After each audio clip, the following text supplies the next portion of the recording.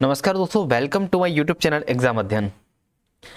अभी हम ये संपादकीय पढ़ने जा रहे हैं दैनिक भास्कर का। तो इसका शीर्षक है भारत में आने या भारत में होने जा रही जो आर्टिफिशियल इंटेलिजेंस की जो समिट है उसके क्या मायने हैं। आइए देखते हैं। आर्टिफिशियल इंटेलिजेंस यानी एआई इम्पैक्ट पर शिखर वार्ता के चौथे चरण की मेजबानी भारत 15 से 20 फरवरी के बीच में करेगा। इसमें भाग लेने के लिए चीन को भी निमंत्रण भेजा गया है। पहले के 3 चरण यूके, दक्षिण कोरिया और फ्रांस में हुए थे। भारत की मेजबानी का मतलब है कि यह बैठक ग्लोबल साउथ में पहली बार आयोजित होगी। इन बैठकों का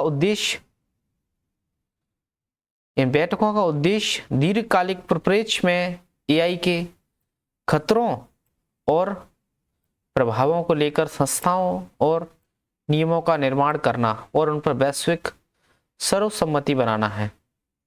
इस बीच एआई टेक्नोलॉजी के प्रणेताओं में से एक सैम ऑल्टमैन ने एक बार फिर अपने बयानों से चौंकाया है। एआई के भावी खतरों का ब्यौरा देते हुए उन्होंने कहा है कि इस टेक्नोलॉजी से सिक्योरिटी के अलावा मानसिक स्वास्थ्य और भावनात्मक निर्भरता और बेरोजगारी का संकट बढ़ सकता है। ऑल्टमैन अपनी कंपनी के लिए एक पद का सृजन कर रहे हैं जिसे हेड ऑफ प्रिपेयर्डनेस कहा जाएगा। यह एआई के दुष्परिणामों से बचने का खाका तैयार करेगा। एआई के इस्तेमाल के लिए भारत सहित दुनिया का हर देश अपने को तैयार तो कर रहा है, लेकिन श्रमिक बाहुल्य वाले विकासशील देशों में ऐसी तकनीक को लाने से पहले बारीकी से परखना होगा। एआई से उत्पादन और डिलीवरी लागतें घटेंगी, लेकिन अगर इससे बेरोजगारी बढ़ती है तो उसकी सामाजिक कीमत है वो चुकानी पड़ेगी। अगला 2026 के इस साल में हमारा भारत कैसा हो। राजदीप सरदेसाई ये वरिष्ठ लेखक पत्रकार हैं।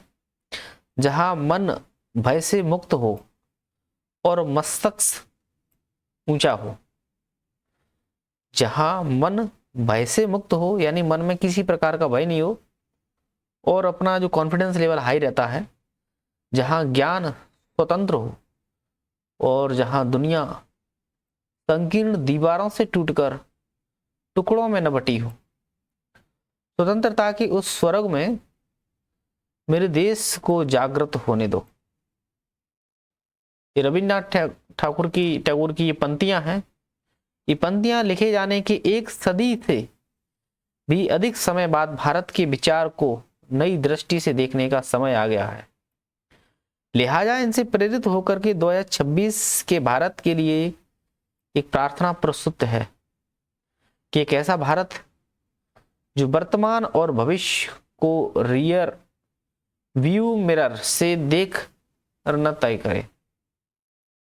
एक ऐसा भारत जो वर्तमान भविष्य को रियर व्यू मिरर से देख कर न तय करे। जहां हमारे जो सांसद होते हैं इस पर बहस में घंटों न बताएं कि 1930 के दशक में वंदे मातरम से किसने कौन सा अंतरा हटाया था।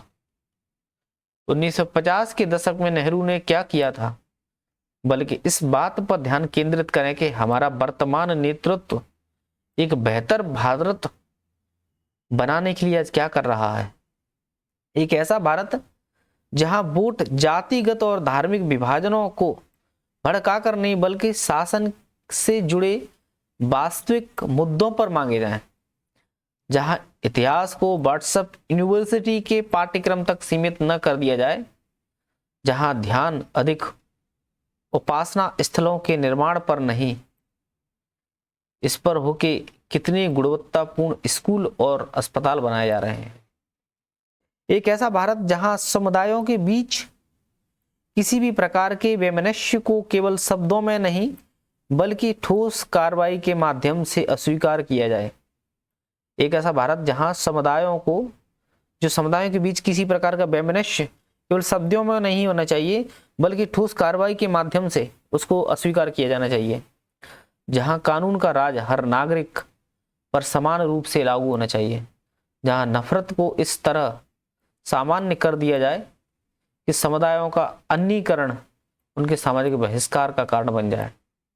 एक ऐसा भारत जहां पर्यावरण संरक्षण हर सरकार का मंत्र हो, जहां मुख्यमंत्रीगण AQI के महत्व को समझे और इसके लिए मिलकर काम करें ताकि नागरिक स्वच्छ हवा में सांस लें, जहां पारिस्थितिकी रूप से संवेदनशील क्षेत्रों को बेलगाम खनन और रियल एस्टेट माफियाओं के द्वारा नष्ट न किया जाए, जहां जलवायु परिवर्तन केवल सेमिनार कक्षों में बहस का विषय न रह जाए, बल्कि जमीनी कार्रवाई में तब्दील हो। एक ऐसा भारत जहां वास्तविक आंतरिक पार्टी लोकतंत्र हो, वास्तविक आंतरिक पार्टी लोकतंत्र हो और असहमति को विद्रोह न माना जाए, जहां ईडी को हथियार बनाकर केवल विपक्ष शासित राज्यों पर न आजमाया जाए, जहां चुनाव आयोग स्वतंत्र और निष्पक्ष चुनाव कराने की अपनी संवैधानिक जिम्मेदारी का निर्वहन करे, जहां SIR पारदर्शी ढंग से हो, जहां धन बल और संस्थागत ताकत बराबरी के आदर्श को विकृत न कर दे। यह एक ऐसा भारत जो कश्मीर से केरल तक हर देशवासी को अपनाए, जहां दक्षिण बनाम उत्तर, तमिल बनाम हिंदी जैसे विभाजनों को नकारा जाए, जो बेटी बचाओ बेटी पढ़ाओ को जो नारा है उसको आगे बढ़ाकर वास्तविकता में उतारे, जहां मनुष्य की गरिमा का महत्व GDP से कम न माना जाए, जहां गरीबों को गुणवत्तापूर्ण स्वास्थ्य सेवाओं और शिक्षाओं तक पहुंच मिले, एक समान अवसर हर सरकार का लक्ष्य बने, जहां यह संभव न हो कि गरीबों के घरों पर बुलडोजर चलाया जाए, जबकि अमीर और प्रभावशाली लोगों की अवैध वसाहतों का बाल बांका न भी हो, जहां हर बड़ी परियोजना चुनिंदा कारोबारियों को न सौंपी दी जाए, जबकि अनेक मेहनती उद्यमी ईज ऑफ डूइंग बिजनेस की जटिलताओं से जूझता रहे, जहां बड़ी अर्थव्यवस्था बनना तो उत्सव का विषय हो, लेकिन प्रति व्यक्ति नॉमिनल GDP में 130वें पायदान पर होना भी चिंता का कारण बना है।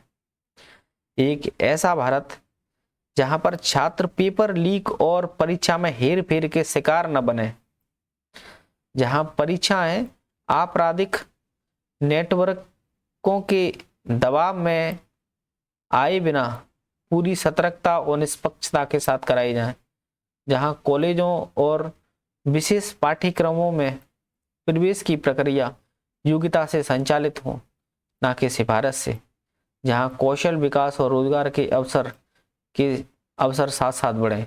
एक ऐसा भारत जहां नेताओं नौकरशाहों के रूप में ऐसे लोग हों जिनकी ईमानदारी एक मिसाल बन जाए, जहां जनप्रतिनिधियों और अधिकारियों की संपत्तियों की निगरानी हो, जहां किसी व्यक्ति का मूल्य उसके ज्ञान से आंका जाए, न कि उसके बैंक बैलेंस से। हाँ, एक ऐसा भारत जहां मीडिया की भूमिका एक सजग पहरेदार की हो, जहां सत्ता से असुविधाजनक सवाल पूछना हमारा फर्ज हो, जहां किसी रिपोर्टर का मूल्यांकन इस आधार पर किया जाए कि वह सच्चाई को उजागर करने का कितना साहस रखता हो। स्वतंत्रता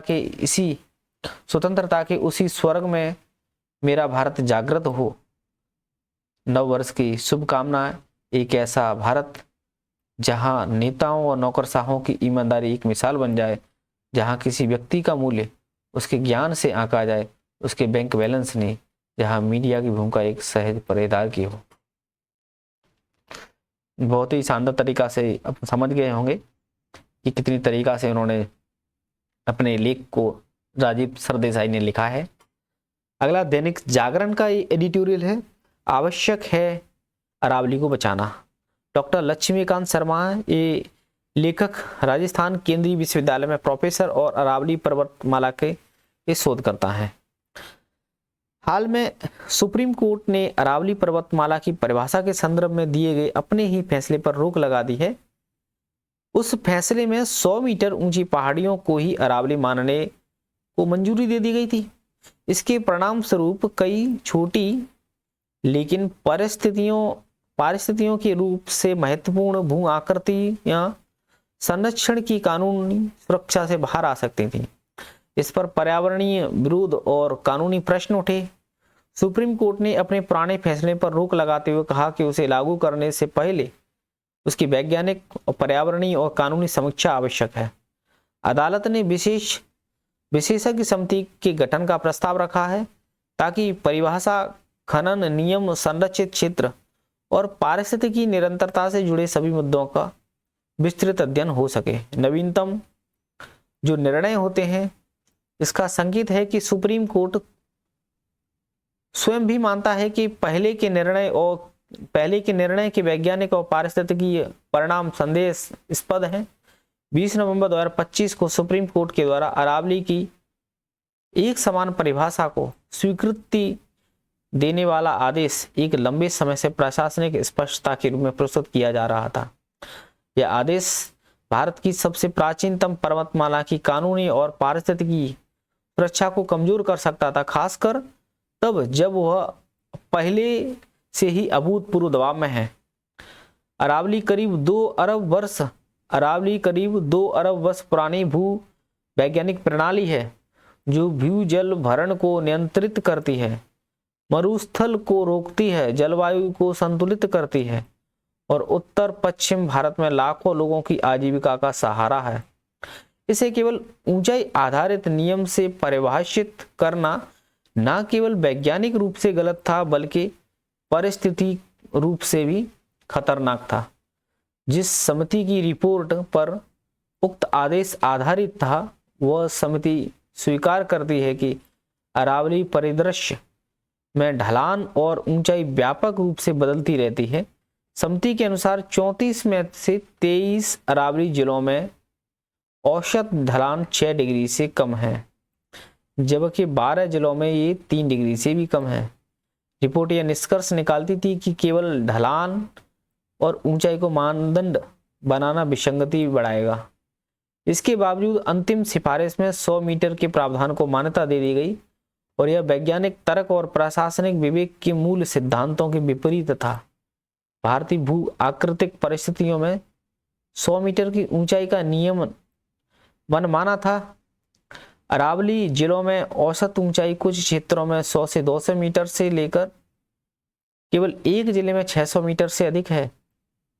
इतनी विविधता में एक समान सीमा लागू करना भूवैज्ञानिक सर्वेक्षण और सर्वे ऑफ इंडिया के सिद्धांतों के विपरीत है। इसी प्रकार 500 मीटर रेंज कनेक्टिविटी नियम भी चिंताजनक था। इसके अनुसार 2 या 2 से अधिक पहाड़ियां यदि 500 मीटर के भीतर हों तो उन्हें एक अरावली रेंज माना जाएगा। इसका कोई भूवैज्ञानिक आधार नहीं और न ही भारतीय पर्वत प्रणाली मानचित्र में कोई उदाहरण है। सबसे अधिक चिंता का विषय यह था कि समिति ने अरावली क्षेत्रों में महत्वपूर्ण खनिजों के खनन की अनुमति का प्रावधान सुझाया था और सबसे नाजुक कोर क्षेत्रों में खनन के लिए कानूनी दरवाजा खोल दे। अरावली कम नाजुक नहीं बल्कि अधिक नाजुक है। अरावली राजस्थान, हरियाणा, दिल्ली, गुजरात में फैली है। इसकी चट्टानें पुरानी और भंगुर हैं। सुप्रीम कोर्ट ने अरावली को बार बार मरुस्थलीकरण के विरुद्ध एक पारिस्थितिकी ढाल के रूप में मान्यता दी। कोई भी परिभाषा जो इस सुरक्षा सीमा को कम करे वह वैज्ञानिक और न्यायिक परंपरा दोनों के विरुद्ध है। अरावली प्राचीन भू वैज्ञानिक जल चक्र और पारिस्थितिकी प्रणाली है। उत्तर पश्चिम भारत में जल स्रोत मरुस्थलीकरण नियंत्रण और स्थायी जीवन को बनाए रखती है। अरावली संकट का समाधान अल्पकालिक प्रशासनिक कदमों में नहीं होगा। इसके लिए स्थायी विज्ञान आधारित समाधान आवश्यक है। पर्यावरणविद एक राष्ट्रीय अरावली विकास प्राधिकरण की स्थापना की वकालत करते रहे और पर्यावरणीय रूप से संवेदनशील क्षेत्रों जैसे कि रिज टॉप, वनाच्छादित पहाड़ियां और वन्यजीव कॉरिडोर में खनन पर पूर्ण प्रतिबंध होना चाहिए, किसी प्रकार की सार्वभौमिक छूट के बिना, क्योंकि एक बार यदि अरावली का खनन हो गया तो कभी पुनर्स्थापित नहीं किया जा सकता है। अरावली को स्थायी कानूनी मान्यता मिलनी चाहिए, चाहे पर्यावरण संरक्षण अधिनियम 1986 के अंतर्गत पर्यावरणीय रूप से संवेदनशील क्षेत्र में मिले या फिर भारत की प्राचीनतम पर्वत विरासत प्रणाली के रूप में एक नई कानून की श्रेणी बना करके। अरावली केवल ऊंचाई से परिभाषित नहीं हो सकती है, यह एक वैज्ञानिक, भूवैज्ञानिक, जल वैज्ञानिक और पारिस्थितिकी प्रणाली है जो उत्तर पश्चिम भारत को संभालती है। यदि हम इसकी परिभाषा कमजोर कर देंगे तो कल इसकी सुरक्षा भी कमजोर हो जाएगी। जब तक हमें इसका नुकसान दिखाई देगा तब तक बहुत देर हो चुकी होगी। सुप्रीम कोर्ट के ताजा निर्णय ने इस बहस को वैज्ञानिक, भूवैज्ञानिक और पारिस्थितिकी संदर्भ में आगे ले जाने का अवसर दिया है और इसे प्रशासनिक उत्तरदायित्व और न्यायिक विवेक के साथ पुनर्मूल्यांकन करने का संकेत दिया है। अगला बिजनेस स्टैंडर्ड का एडिटोरियल है, 5 साल में कैसे दूर होगा प्रदूषण। लवीस भंडारी जो लेखक हैं CSEP रिसर्च फाउंडेशन के प्रमुख हैं।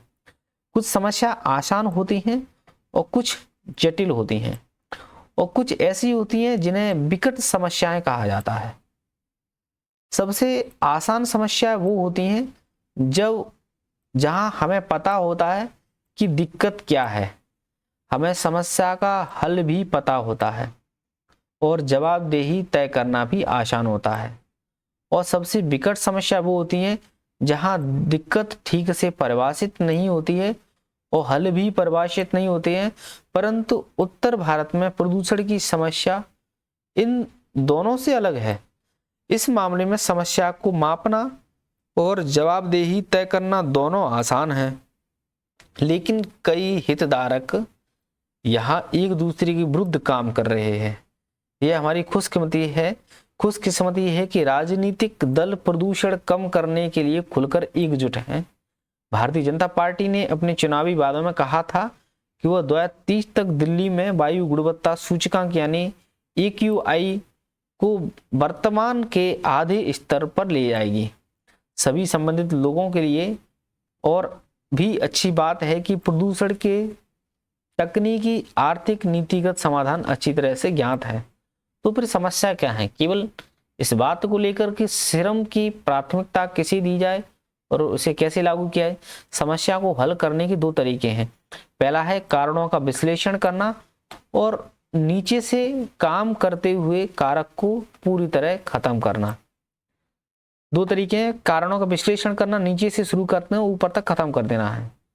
और दूसरा तरीका है तकनीकी का हल तलाशना, निर्धारित करना है कि कैसे संस्थान और प्रोत्साहनों को सुसंगत बना करके तकनीकी समाधानों को लागू किया जा सकता है। सामान्य तौर पर देखें तो प्रदूषण की प्रक्रिया कुछ इस प्रकार अंजाम लेती है कि आर्थिक गतिविधियां से कई तरह का उत्सर्जन होता है। उदाहरण के लिए धूल, नाइट्रस और सल्फर यौगिक और विभिन्न कण, ये उत्सर्जन मौसमी हालात मसलन तापमान, आर्द्रता और हवाओं आदि के संपर्क में आते हैं। इसके चलते वे कभी बढ़ते हैं तो कभी कम होते हैं तो कभी एक जैसे बने रहते हैं। कई बार वे हमारे वातावरण से दूर भी हो जाते हैं। सभी शहर और ग्रामीण इलाके प्रदूषण फैलाते हैं। दिल्ली की हालत कई अन्य शहरों से अधिक खराब है क्योंकि यहाँ का मौसम अलग है। मजाक में कहे तो मस्क प्रेरित समाधान यह होगा कि 500 से 700 मीटर की ऊंचाई पर बड़े जेट इंजन लगाए जाएं जो दिल्ली जैसे शहरों के ऊपरी प्रदूषण को खींचकर ऊपर फेंक दें ताकि ऊपरी आकाश की हवाएं उसे उड़ा ले जाएं। लेकिन ऐसा संभव नहीं है। हम प्रदूषण को कहीं दूर नहीं फेंक सकते हैं, उसे नियंत्रण करना होगा। अगर हम ऐसा नहीं कर सके तो ठंड के दिनों में उत्तर भारत के आकाश पर बनने वाला गैस चैम्बर और अधिक बिगड़ता जाएगा। हम जितनी देर करेंगे दिक्कत उतनी ही बढ़ेगी। अध्ययन बताते हैं कि दिल्ली की हवा की प्रदूषण में कई अलग अलग स्रोतों का योगदान होता है। ये स्थान, समय, दिन, माह और यहाँ तक कि वर्ष के अनुसार भिन्न भिन्न होते हैं। लेकिन स्पष्ट है कि प्रदूषण से निपटने के लिए हमें प्रत्येक स्रोत को संबोधित करना होगा। इसे चुनौतियों के छोटे छोटे समूह के रूप में देखा जाना चाहिए। अलग अलग तरीके से हल किया जाना चाहिए।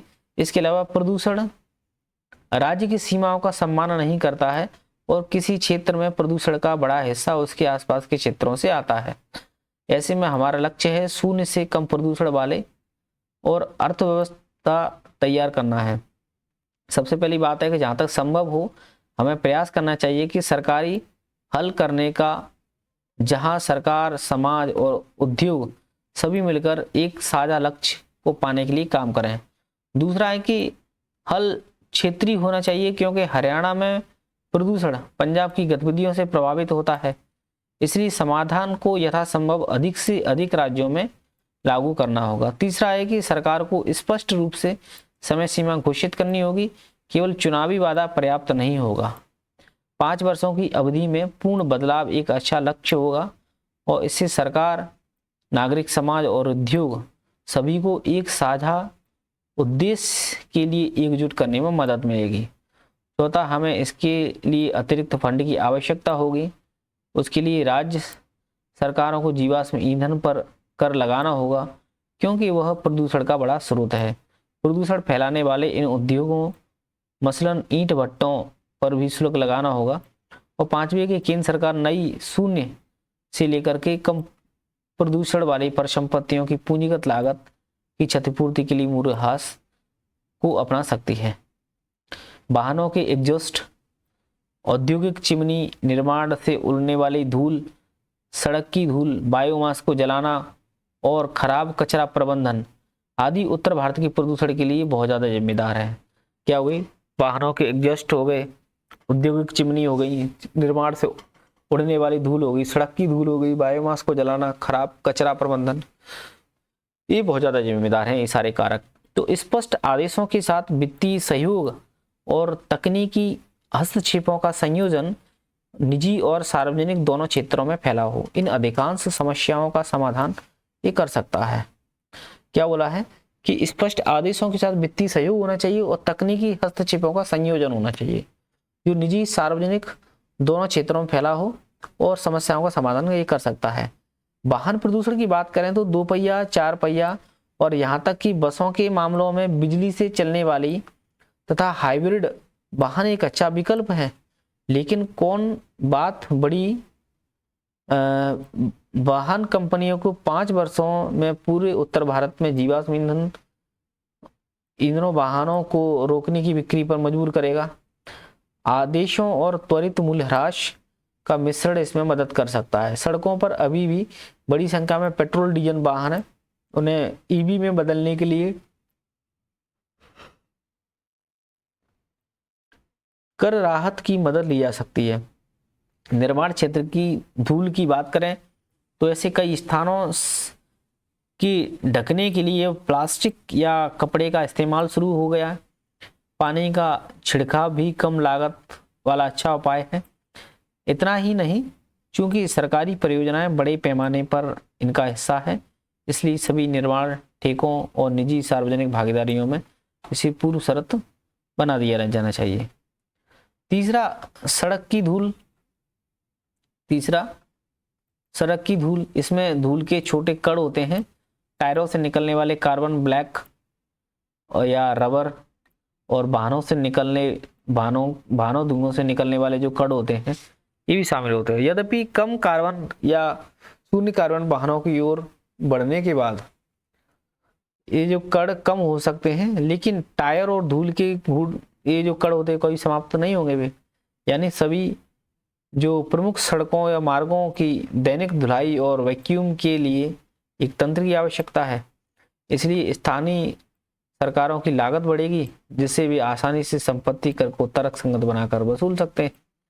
कम से कम सभी नई संपत्तियों के लिए खुले में जो कचरा पड़ा होता है एक और उदाहरण है जहां स्थानीय सरकारों अपनी जिम्मेदारियां को निभाना होगा इनको। और चौथा है कि कई छोटे, मध्यम और बड़े उद्योग बायोमास या जीवाश्म ईंधन जलाते हैं। इनमें ताप विद्युत संयंत्र, ईंटें भट्टे और रासायनिक कारखाने शामिल होते हैं और इनमें से कई को बिजली आधारित बनाया जा सकता है। कुल मिलाकर एक बड़ा प्रदूषक अनौपचारिक क्षेत्र है। उदाहरण के लिए गर्मी और तंदूर के लिए बायोमास जलाना, इन्हें बदलना सबसे कठिन है। हालांकि अर्थव्यवस्था के इन सभी हिस्सों की तरह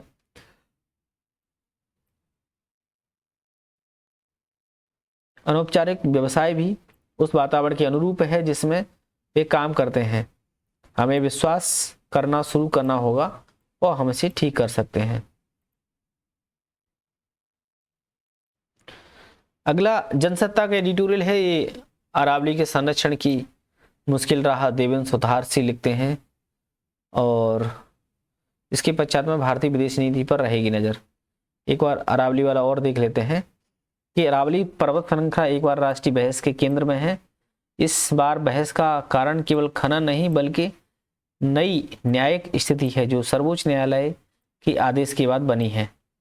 न्यायालय ने 20 नवंबर को अपने आदेश पर रोक लगाते हुए स्पष्ट किया है कि 21 जनवरी 2026 तक अरावली क्षेत्र में खनन पर प्रतिबंध जारी रहेगा।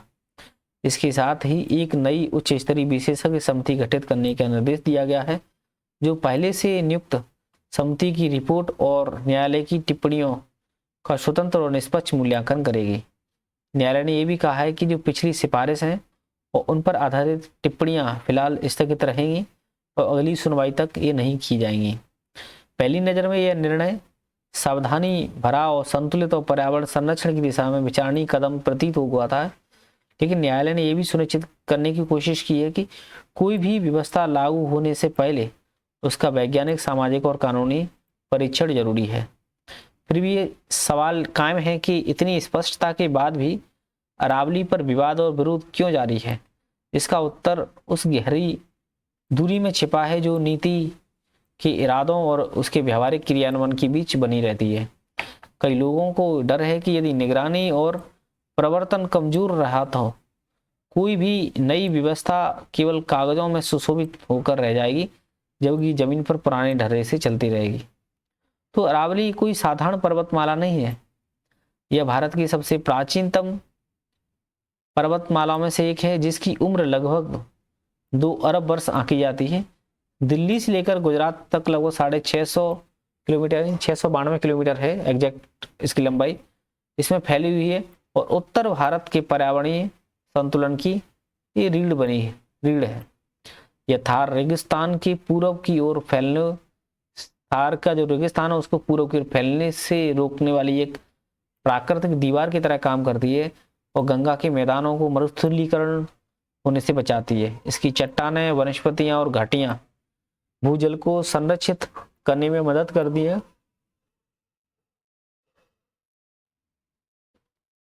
चंबल, साबरमती और लूनी जैसी नदियों को उद्गम भी इस क्षेत्र से होता है। इसके जंगल अनेक वन्य प्रजातियों का आश्रय देते हैं, जलवायु को स्थिर रखने में योगदान भी करते हैं। इस दृष्टि से अरावली केवल भूगोल ही नहीं बल्कि जीवन तंत्र है जिसकी क्षति का प्रभाव दूर दराज के क्षेत्रों में महसूस किया जा सकता है। अरावली कई दशकों से मानवीय दबाव को झेल रही है।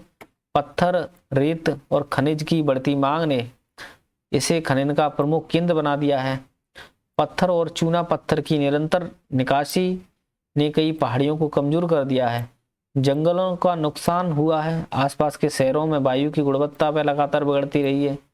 भू का जल जो स्तर है वो नीचे गया है। ग्रामीण आबादी को पानी पीने के लिए टैंकरों और अस्थायी साधनों पर निर्भर होना पड़ा है। कई बार नियम बनाए गए हैं और कई बार न्यायालय का सीधा हस्तक्षेप हुआ है मगर इसका पालन हमेशा ठोस रूप से नहीं हो पाया है। इस पृष्ठभूमि में सर्वोच्च न्यायालय ने मई 2024 में नए खनन पट्टों और पुराने पट्टों के नवीनीकरण पर रोक लगाई थी और एक विशेषज्ञ समिति से विस्तृत रिपोर्ट भी मांगी थी और इस समिति ने इस बात पर बल दिया था कि अब खनन परियोजनाओं का मूल्यांकन अलग अलग किया जाएगा जबकि उनका जो संयुक्त प्रभाव पूरी क्षेत्र की परिस्थिति पर पड़ता रहा है। इस समिति ने संचयी पर्यावरणीय प्रभाव के वैज्ञानिक अध्ययन, सटीक नक्शा, नवीसी और संवेदनशील क्षेत्रों की पहचान और वन्यजीव गलियारों की सुरक्षा और पत्थर क्रशर इकाइयों पर सख्त निगरानी जैसी सिफारिशें की थी। इसी क्रम में अरावली की वैज्ञानिक परिभाषा तय करने का प्रश्न उठा है। अलग अलग राज्य हो गए, संस्थान हो गए, इनके द्वारा अरावली की पहचान के लिए भिन्न भिन्न मानदंड अपनाए जाते रहे हैं। इस असंगति के कारण कई क्षेत्रों में यह विवाद भी बना रहा है कि कौन सा इलाका वास्तव में अरावली का हिस्सा है और इस भ्रम का लाभ उठाकर खनन को वैध ठहराने की कोशिश भी होती रही है। इसे समाप्त करने के लिए बनाई गई संयुक्त समिति ने सुझाव दिया है कि जो पहाड़ियां 100 मीटर से भी अधिक ऊंचाई रखती हैं उन्हें अरावली की परिधि में माना जाएगा।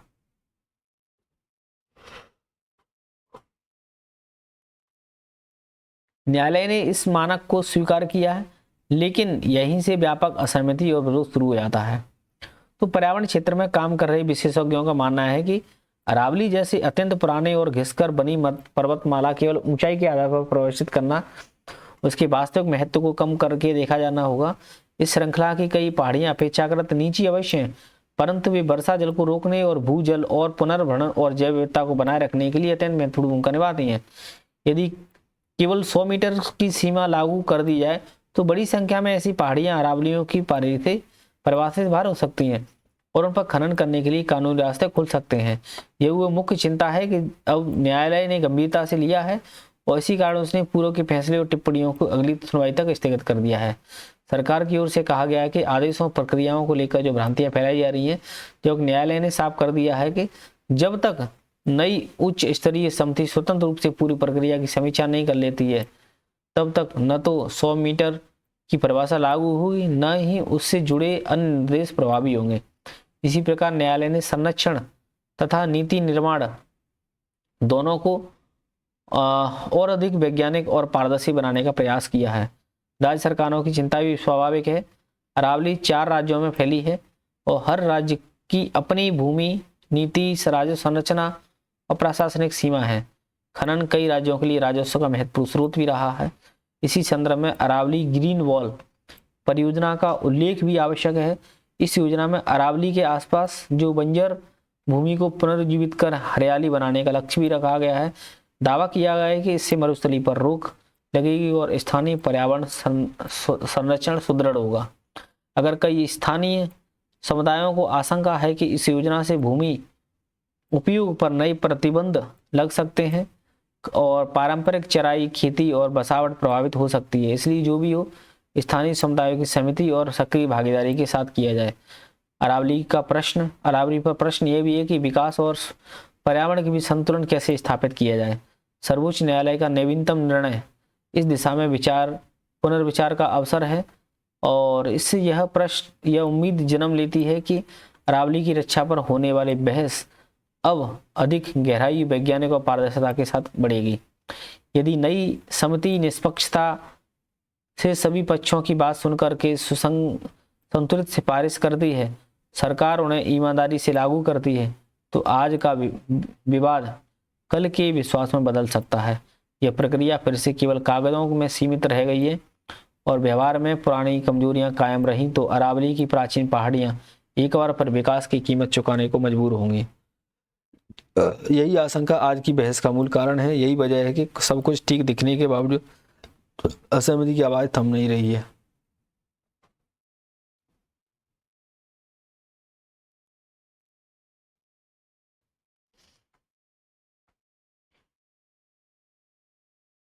भारतीय विदेश नीति पर रहेगी नजर। हर्षवर्धन श्रृंगला पूर्व विदेश सचिव व सांसद रहे हैं। हम नए साल में प्रवेश कर गए हैं और इस समय दुनिया में अनिश्चितता, शक्ति संतुलन में बदलाव और बढ़ती भू राजनीतिक प्रतिस्पर्धा की स्थिति बनी हुई है।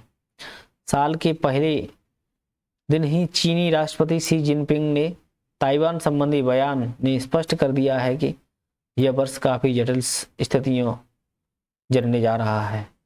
जिनपिंग का 2 टूक लहजे में यह कहना कि ताइवान का चीन में विलय होकर रहेगा और ताइवानी राष्ट्रपति अपनी संप्रभुता से किसी किस्म का समझौता करने से इनकार करना साल 26 में टकराव की आशंकाओं की एक वानगी भर है। ऐसे माहौल में भारत की विदेश नीति पर सबकी निगाह रहने वाली है।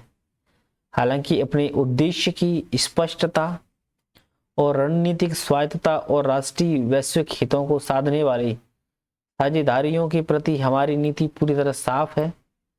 इस साल अमेरिका, रूस और यूरोपीय संघ, जापान, ऑस्ट्रेलिया, आसियान, अफ्रीकी संघ और खाड़ी देशों के साथ रिश्ते हमारी विदेश नीति के केंद्र में रहेंगे।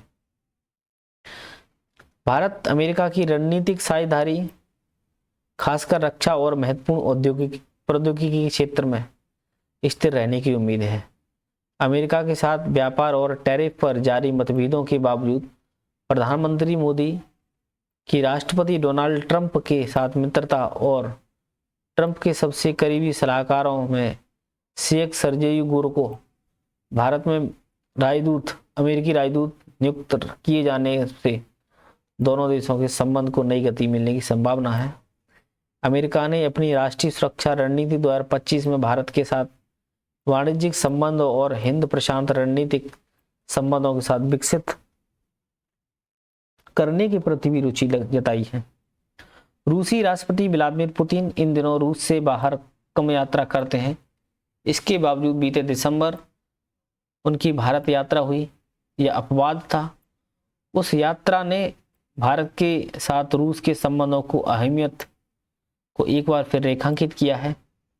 यूरेशियाई आर्थिक संघ के साथ प्रस्तावित व्यापार समझौतों के तहत रूस के व्यापारिक रिश्ते को विस्तार देने इस पर इस साल फोकस रहेगा। चीन के साथ संबंधों में कुछ विवादों और सीमा संघर्ष के कारण गतिरोध की स्थिति बनी हुई है। बढ़ते व्यापार घाटे के अलावा दक्षिण एशिया और हिंद महासागर क्षेत्र में उसके बढ़ते कदमों के कारण कई चुनौतियां पैदा हुई हैं। फिर भी उसके साथ रिश्ते सामान्य बनाने की दिशा में इस वर्ष नई कोशिश हो सकती हैं। ब्रिटेन और ओमान के साथ तरजीही व्यापार समझौतों से भारतीय निर्यात, पूंजी निवेश और भारतीय युवाओं के लिए वैश्विक आवागमन के द्वार खोलने की संकेत हैं। इसी तरह गणतंत्र दिवस पर यूरोपीय नेताओं की भारत यात्रा और यूरोपीय संघ के साथ लंबे समय से प्रतीक्षित भारतीय समझौतों को संपन्न कराने की दिशा में उठाए गए कदमों से यूरोपीय संघ के साथ हमारा जुड़ाव बढ़ेगा और भारतीय विदेश नीति का एक महत्वपूर्ण कारक कनेक्टिविटी रहा है। इससे आर्थिक एकीकरण और रणनीतिक साझेदारियों में घनिष्ठता आती है। इस साल हमारा ध्यान भारत, पश्चिम एशिया, यूरोप आर्थिक गलियारे पर केंद्रित होगा, जो एकीकृत परिवहन, ऊर्जा और डिजिटल नेटवर्क के जरिए इन देशों के साथ हमारे संबंधों को काफ़ी मजबूत कर सकता है।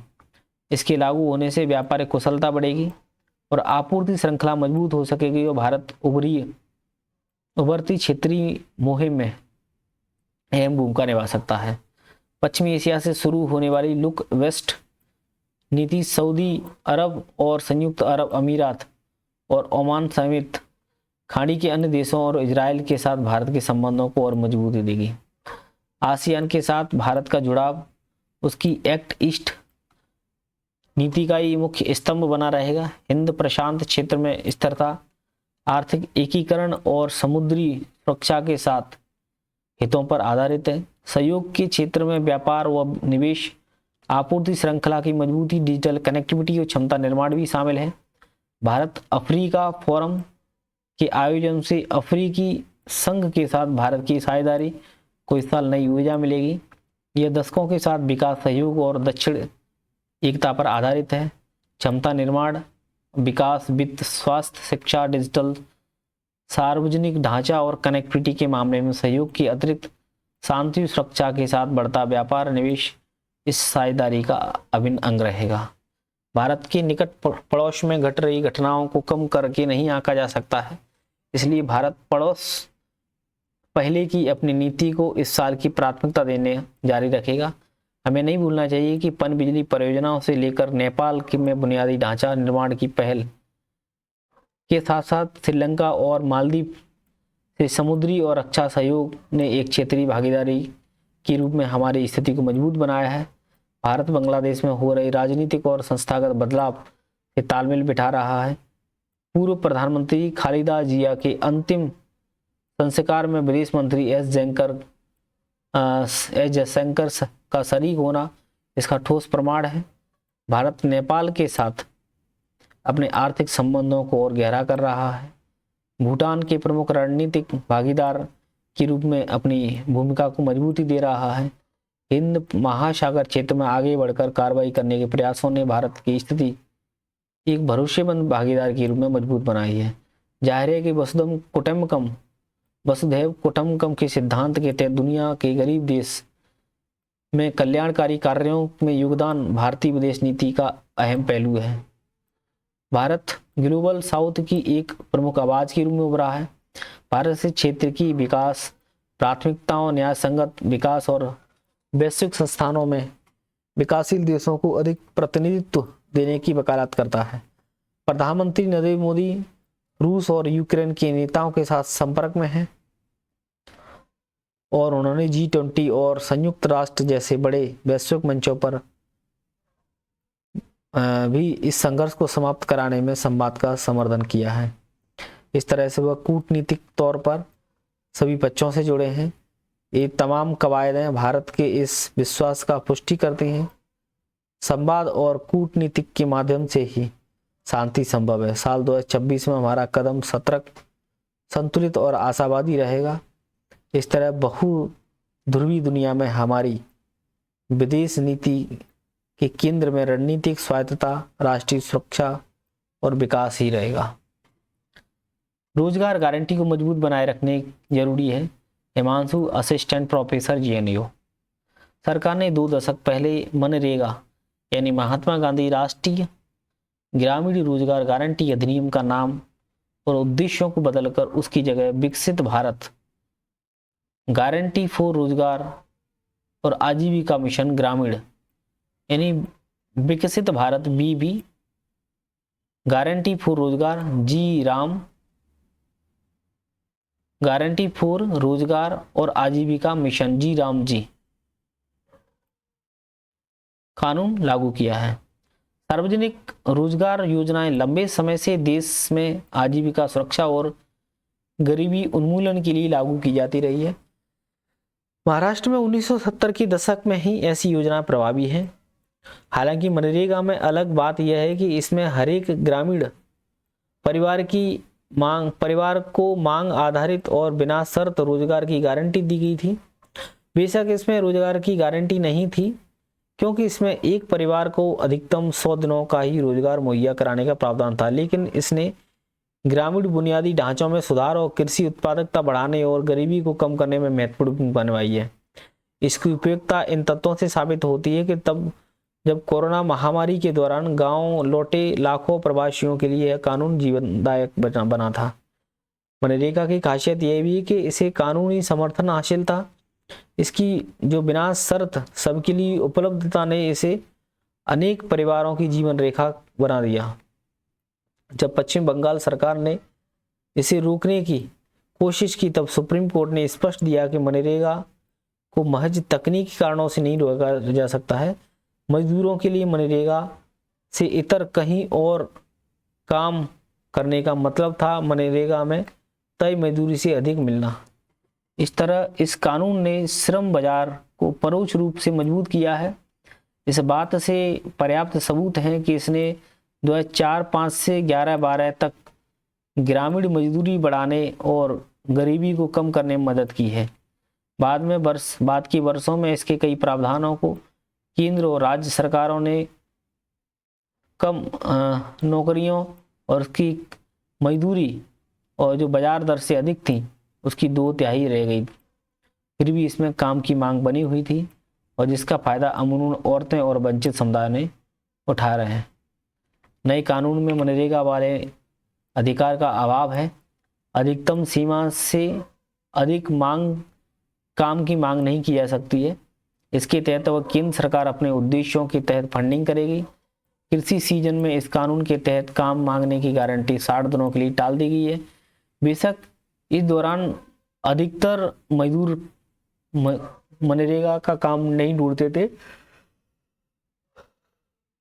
पर गारंटी के कारण उन्हें बेहतर मजदूरी के लिए मूलभाव करने में मदद मिलती थी।